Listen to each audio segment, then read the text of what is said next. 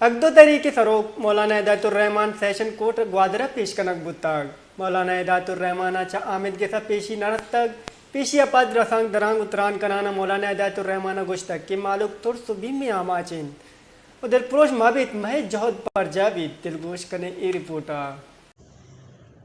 آج Gwadar session court میں مولانا ہدایت الرحمان بلوچ کو پیش کیا گیا۔ مولانا ہدایت الرحمان بلوچ کو ضمانت نہ مل سکی۔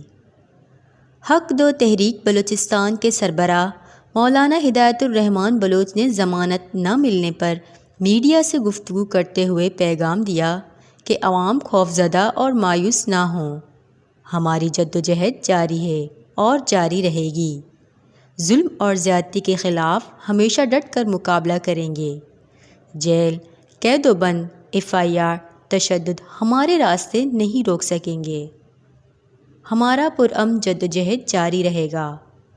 مولانا کا کہنا تھا کہ ہمارے مطالبات جائز ہیں، گوادر کے سمندر کو ٹرالرنگ سے پاک کیا جائے، مچھلیوں کی نسل کشی بند کیا جائے، منشیات فروشوں کا خاتمہ کیا جائے، جتنا ہمیں قید و بند کرو گے ہم مظلوموں کے آواز بن کر استحصالی قوتوں کے سامنے کھڑے رہیں گے۔